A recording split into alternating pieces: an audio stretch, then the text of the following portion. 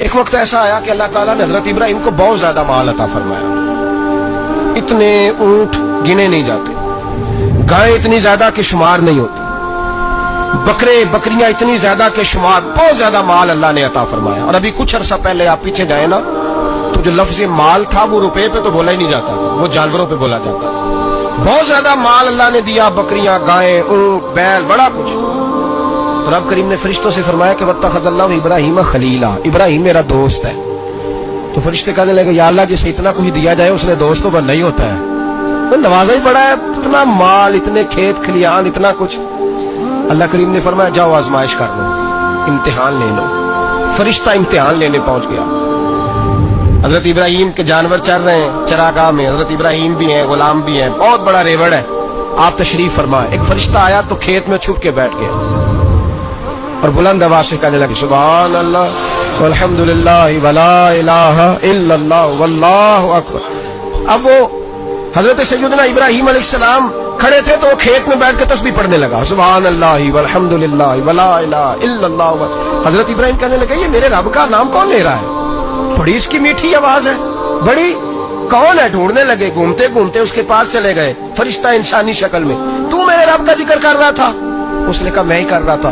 فرمانے لگے یار ایک دفعہ پھر نہیں کرتا؟ تو کہنے لگا ابراہیم پہلے تو میں اپنی مرضی سے کر رہا تھا، تو کہتا ہے تو پیسے لگیں گے، پیسے ہے تو کر دیتا ہوں. حضرت ابراہیم کہنے لگے بول تو کیا لے گا؟ میرے اللہ کا ذکر سنانے کا کیا لے گا؟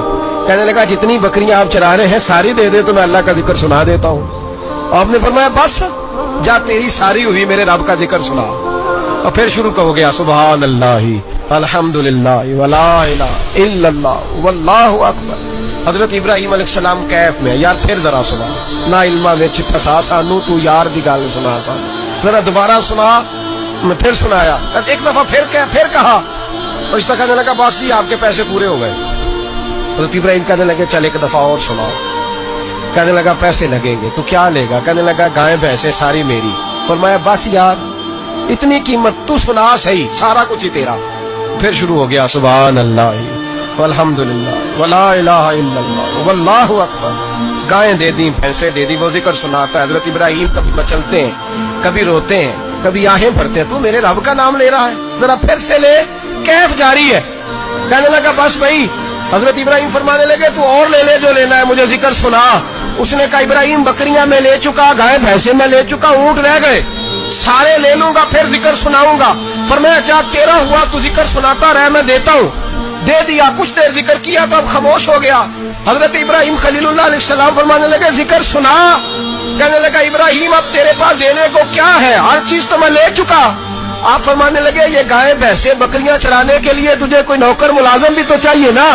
تو اس طرح کر مجھے رکھ لے، میں روٹی نہیں مانگوں گا، کھانا نہیں مانگوں گا، تو اللہ کا ذکر سناتا رہنا، میں تیرے جانوروں کی نوکری کرتا رہوں گا. حضرت ابراہیم علیہ السلام نے جب یہ کہا نا فرشتے کی آنکھوں میں آنسو آ گئے. نبی پاک صلی اللہ علیہ وسلم نے نا 4 رکعتوں والی نماز پڑھائی تو 2 رکعتوں پہ سلام بھیج دیا. صحابہ خاموش ہیں سارے، چپ، ہم نہیں بولتے. ایک صحابی تھے، ان کا نام تھا حضرت ذوالجدین رضی اللہ عنہ. ان کے ہاتھ ذرا لمبے تھے. تو ایک دن حضور نے فرمایا یا ذوالجدین، اور لمبے ہاتھوں والے. تو پوچھتا آپ کا نام کیا ہے؟ تو کہتے نام وہی ہے جو نبی پاک نے رکھ دیا. 2 ہاتھوں والے نام پڑھ گیا. باقی سارے لوگ خاموش بیٹھے ہیں، کوئی نہیں بولا. یہ ذرا سادے آدمی تھے، بولے لیکن بڑے ادب اداب کا خیال رکھ کے بولے. اٹھے، بات ساری اللہ کریم پہ ڈال دی. کہنے لگے یا رسول اللہ، اللہ نے نماز چھوٹی کر دی ہے یا اللہ نے آپ کو بلا دیا ہے؟ تو حضور فرمانے لگے کیا ہو گیا ہے؟ حضور مجھے لگتا ہے آپ نے 2 رکعتیں پڑھائی ہیں. نبی پاک نے فرمایا کیوں بھی ابو بکر کتنی پڑھائی ہیں؟ عرض کی حضور مجھے کوئی نہیں پتا، میں تو پڑھنے آیا ہوں، کو رکھتے کتنی تھوڑی ہے، جتنی پڑھاؤ گے چپ کر کے پڑھ لیں گے. ایک بابا جی بولے، کہنے لگے نماز پڑھا کے میں تیمل ویکھ مینوں کعبہ بھول گیا آئی، بھول گئیاں نہیں سب صوم صلاتاں، ایک کو یار دا فکر پہ آئی. حضور نے فرمایا عمر تو بتا کتنی پڑھی؟ عرض کی حضور مجھے نہیں پتا. نا نا نا ہمارا مزاج ہی نہیں، اتنی توجہ کون رکھے. اقبال بھی بول پڑے، کہنے لگے اذان تو ازل سے تیرے عشق کا ترانہ بنی اور نماز تو اس کے نظارے کا ایک بہانہ بنی. عثمان تم؟ عرض کی حضور مجھے کیا پتا. ہمارے تو اللہ تعالیٰ خیر کرے شاگرد ہمیں بڑے مشورے دے دیتے ہیں، مرید آج کل بڑے سیانے ملتے ہیں، وہ پیروں کو کئی دفعہ بڑی بڑی زبردست سٹوریاں سنا جاتی. حجت الوداع کا خطبہ تھا، خطبہ حجت الوداع نبی پاک دے رہے تھے. 9 ذی الحج کو ہوتا ہے خطبہ، جمعے کا دن تھا، ذی الحج کا مہینہ تھا. قربان جاؤں صحابہ کی غلامی.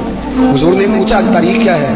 अर्ज की हुजूर नहीं पता। फरमाया दिन क्या है? हुजूर नहीं पता। फरमाया जगह कौन सी? अर्ज की हुजूर नहीं पता। इमाम जुल्कानी कहते हैं किसी ने पूछा हजरत अनस बिन मालिक को तुम्हें नहीं पता था? फरमाया पता था। कहा बताया क्यों नहीं? फरमाया हमें क्या जरूरत है बताने की, महीना जिलहज का था, अगर हुजूर कह देते मुहर्रम है तो हमने मुहर्रम ही कर लेना था। जो महबूब कह दे, जैसे कह दे जैसे कर दे, जिस तरह वो कर दे। रसूल करीम सल्लल्लाहु अलैहि वसल्लम ने एक सहाबी से पूछा कि हुजूर पक्का नहीं पता, आपको ही पता है, आपके इल्म में है कितनी रकातें पढ़ाई हैं? अल्लाह के रसूल सल्लल्लाहु अलैहि वसल्लम ने ना बार बार पूछा कि हुजूर लग रहा है पर सही पता आपको यह कितनी रकातें पढ़ी हैं? आला हज़रत हदीस लिखते हैं तो फरमाते हैं भाई ये सारा कुछ क्या हो रहा है? जब बात तय हो गई तो नबी पाक ने फरमाया भाई 2 ही पढ़ी हैं, मुझे यही लगता है। इस तरह करो, उठो 2 रकातें और पढ़ी। इमाम अगर भूल जाए ना नमाज में और अगर कोई उसे बता दे तो फिर भी सजदा साफ करना पड़ता है, लेकिन हजरत ज़ुल्जदैन कहते हैं नबी करीम उठे, 2 रकातें मुकम्मल पढ़ाई, सजदा साफ भी कोई नहीं किया। फरमाया मांगो दुआ हो गई है नमाज, कोई सजदा साफ नहीं।